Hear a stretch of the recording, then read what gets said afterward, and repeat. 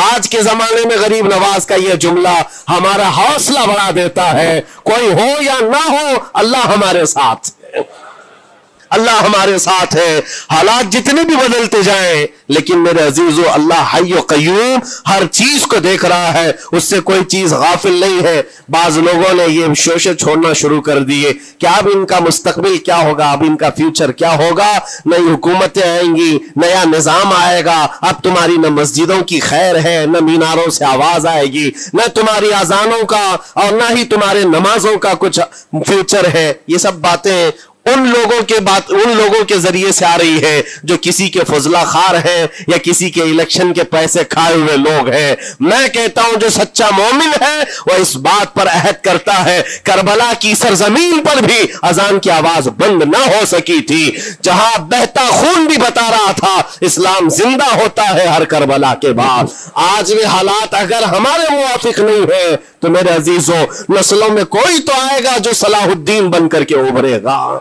نسلوں میں کوئی تو آئے گا جو غریب نواز کا غلام بن کر معین الدین بن کر کے نکلے گا، اس لیے کہ حالات ہر وقت ایک طرح کے نہیں ہوتے۔ ہم نے تاریخ دیکھی ہے اور رب تعالیٰ کا قانون ہے، کبھی بادشاہوں کو فقیر بنا دیتا ہے اور کبھی فقیروں کو بادشاہ کا منصب عطا کر دیتا ہے۔ جب سرکار غریب نواز دلی کے سرزمین پر آپ بیٹھے ہوئے تھے اپنے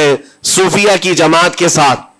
ایک دسترخوان لگا ہوا تھا، دسترخوان لگا ہوا ہے، اولیاء اکرام کی جماعت ہے، ایک دوسرے سے بات چیت کر رہے ہیں۔ دلی میں اس وقت حالات عجیب تھے، ایک چھوٹا سا لڑکا جس کی عمر 13 یا 14 سال کی رہی ہوگی، وہ اپنے ہاتھ میں کھٹوری اور ایک تیر اور ترکش لے کر کے سامنے سے جا رہا تھا۔ اولیاء کی نظر اس پر پڑی، سرکار غریب نواز نے نظر اٹھا کر دیکھی، اور سامنے سے مجمع سے جانے والے بچے بہت سارے ہوتے ہیں، کوئی آیا گیا، لیکن غریب نواز نے نظر اٹھا کر دیکھا اور پھر صوفیہ کی جماعت سے کہا کہ دیکھنا یہ کل دلی کا بادشاہ بن کر کے نکلے گا، ہندوستان کی پوری سلطنت اس کے پاس ہوگی۔ تاریخ میں موجود ہے غریب نواز کی زبان سے نکلا ہوا یہ جملہ، وہ لڑکا کوئی اور نہیں تھا سلطان شمس الدین التمش، جو ہندوستان کا طاقتور بادشاہ بن کر کے نکلا تھا۔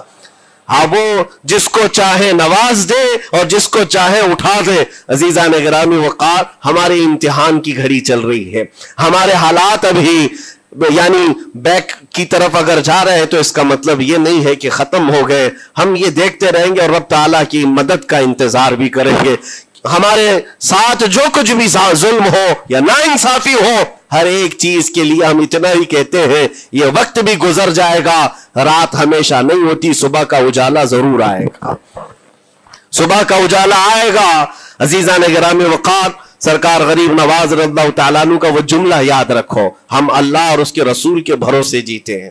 اللہ اور اس کے رسول کے بھروسے جیتے ہیں۔ طاقتیں، قوتیں یا تخت و تاج ہمارے مخالف ہو جائے تو یہ نئی بات نہیں ہے، اسلام کے ساتھ یہ ہر بار ہوتا رہا ہے، اس سے پہلے بھی ہوا ہے، حالات ہمارے مخالف رہے۔ اولیاء کاملین کی جماعتیں دیکھیے، اہل بیت اطہار، رسول اللہ کی آل، اتنے میں آپ کو شہادت کے واقعات اگر بتا دوں، آپ کو تو صرف ایک کربلا معلوم ہوگا، ایک کربلا سنا ہوگا کثرت سے، لیکن جانتے ہو رسول اللہ کی آل میں سے کئی ایسے صاحبزادے ہیں جن کو جیلوں میں ایک سال نہیں 7 سال 8 سال تک بند رکھا گیا۔ امام موسیٰ کاظم رضی اللہ تعالیٰ عنہ کو 7 سال تک جیل میں رکھا، زنجیروں سے باندھا اور زہر دے کر کے ان کو شہید کیا گیا ہے۔ حضرت امام محمد بن حسن عسکری 20 سال تک جیل میں کاٹے ہیں۔ یہ رسول اللہ کے گھر والوں کی بات کر رہا ہوں۔ سیدنا زید شہید جن کو سولی پر چڑھا دیا گیا تھا، یہ امام حسن مجتبیٰ کی اولاد میں سے ہے۔ یہ سارے خونی داستانیں یہاں اسلام کی تاریخ میں موجود ہے۔ جب اسلام اس وقت نہیں رکا تو اب کیا خاک رکے گا؟ اسلام اب نہیں رکنا ہے، قیامت تک اس کی حفاظت اللہ کریم فرمائے گا، اللہ کریم فرمائے گا۔ ہم جیسے آئیں گے اور چلے جائیں گے، لیکن اسلام کو پھلنا پھولنا ہے، یہ پھلتا پھولتا ہی رہے گا انشاءاللہ۔ آپ کی ذمہ داری اتنی ہے، آپ کی اتنی ذمہ داری ہے، حالات دیکھ کر کے بچوں کو یہ نہ کہنا کہ بیٹا آپ جیسے حالات چل رہے ہیں ویسے ہی چلتے رہو، نہیں، اپنے بیٹوں کو یہ ترغیب دینا کہ بیٹا آج ہم امتحان کی گھڑی میں ہیں، کل اگر اللہ نے حالات اچھے کر دیے تو یاد رکھنا جس جگہ بت کدے بنے ہماری مسجدوں کو توڑ کر انشاءاللہ وہاں سے اذان کی آواز پھر سے گونجے گی، اذان کی آواز آئے۔ یہ بچوں کو نصیحت ہونی چاہیے، ہماری تاریخ مٹانے سے مٹتی نہیں ہے، ایک دور آئے گا پھر جب اللہ کریم چاہے تو یہ تاریخ کھل کر کے لوگوں کے سامنے آئے۔ ہم کسی پر ظلم کرنے کی اجازت ہرگز نہیں دیتے، اور ساتھ ہی اسلام یہ بھی کہتا ہے ظلم ہو جائے تو سہنے کی اجازت بھی نہیں ہے، آپ کو حق بات بول کر جانا ہے، حق بات پہنچا کر کے جانا ہے۔ بولنے میں کیا ہے، ہماری زبان کاٹی جائے گی، ہماری گردن ماری جائے گی، لیکن حق بات کی حفاظت نسلوں تک منتقل کرنا اللہ کریم کی طرف سے ایک بہت بڑا انعام ہے، اس کا بہت بڑا انعام ہے۔ یہ تو ہم کر ہی سکتے ہیں، ہماری نسلوں کو یہ بات بتائیں گے انشاءاللہ العزیز۔ یہ غریب نواز کا ہندوستان کل بھی تھا، آج بھی اور ہمیشہ رہے گا انشاءاللہ۔ سرکار غریب نواز کا پھیلایا ہوا یہ چراغ کبھی پھونک کے پھونکوں سے بجھایا تو نہیں بجھایا جا سکتا۔ آپ دلی کی سرزمین سے جب اجمیر معلیٰ پہنچے تھے، یہ تقریباً 7 مہینے کا سفر تھا غالباً، اس سفر کے دوران کئی ہزار لوگ اسلام میں داخل ہوئے تھے، اور آپ کو اس کے بعد کی تاریخی حالات معلوم ہے۔ جادوگروں نے مقابلہ کیا، راجوں مہاراجوں نے، بادشاہوں نے مقابلہ کیا، اور فوج نے مقابلہ کیا، نہ جانے کتنے لوگ۔ ایک بار تو ایسا ہوا کہ انا ساگر کی اس پہاڑی پر آپ ذکر میں مشغول تھے، راجے نے کئی مرتبہ یہ سوچا کہ ان کو مار کر کے یا کسی طرح سے بھگائیں، لیکن جب نہیں ہوا تو راجہ سے کسی نے کہا یہ منتر والا کوئی فقیر ہے، اس کا توڑ منتر والے سے ہی ہوگا۔ تو اس وقت جو بہت بڑا ان کا ایک منتر جاپ کرنے والا پجاری تھا، اس وقت اس تاریخ میں اس کا نام رام دیو بتایا گیا ہے، یہ والا نہیں ہے، اس زمانے کا تھا۔ اور اس کو راجہ نے جا کر کہا، وہ کبھی کسی سے مقابلے کے لیے آیا نہیں تھا، اس نے حامی بھر لی کہ ہاں ٹھیک ہے، میں جاؤں گا، دیکھتا ہوں کون فقیر آیا ہے ہماری اس دھرتی پر، اور میں جاپ کروں گا، اگر جادو ہے تو جادو سے میں کاٹ دوں گا۔ اس نے تقریباً اپنے ساتھ 400 یا 500 پجاریوں کو لیا، اور جب وہ آیا تو سرکار غریب نواز کے ساتھ 2 خادم تھے، آپ کے ساتھ صرف 2 خادم بیٹھے ہوئے تھے۔ کہا کہ حضور بہت بڑا مسئلہ ہے، پجاریوں کا جادو ہم پر حملہ آور ہے، ان کا جادوگر حملہ آور ہے، اور مقابلے کے لیے وہ لوگ میدان کے قریب آ چکے، پہاڑ کے نیچے ہیں،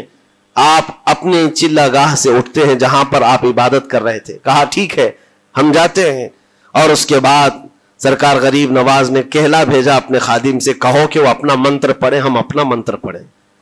وہ اپنا منتر پڑھیں جو بھی ان کے جادو کا ہے۔ اب جب وہ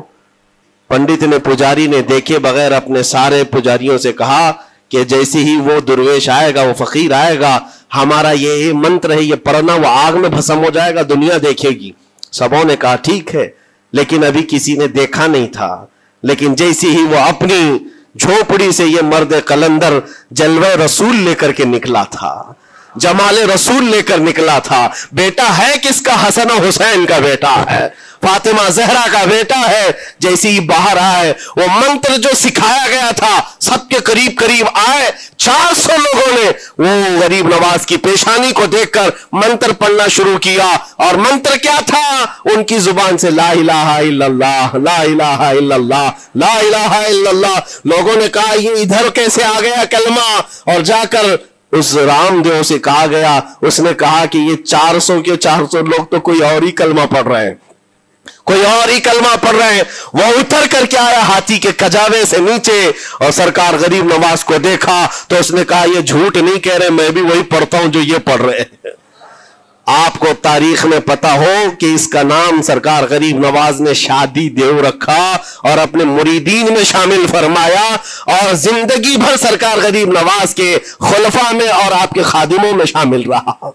یہ تلوار سے اور چاقو بھالے نیزے سے نہیں کیا گیا تھا، वो नूरे मुस्तफा की जलवा गरी थी। जहां नजर उठाया वहां के दिलों की कालक को दूर करके उनके दिलों को भी रोशन फरमा दिया था। आज हम भी यही तमन्ना करते हैं, अजमेर इसीलिए जाते हैं कि एक नजर हम गरीबों पर पड़ जाए और दिल का कालक और दिल की कालक निकल जाए और फिर दिल चमकने लग जाए, क्योंकि अल्लाह के वलियों की नजर जहां पड़ती है वह जगह भी रोशन और ताबनाक हो जाया करती है। मौला करीम सरकार गरीब नवाज की निस्बतें जिंदगी भर हमारे साथ कायम व दायम रखे और फिर अपनी नस्लों को भी अल्लाह ताला उनकी गुलामी में शामिल रखे। अजमेर हम जा ना सके लेकिन यहां से हम ये इल्तिजा करेंगे गरीब नवाज के दरबार में, ख्वाजा हिंद वो दरबार है आला तेरा, कभी महरूम नहीं मांगने वाला तेरा। तेरे दर की ये करामत देखी है बारहा, तेरे दर की बारहा ये करामत देखी है,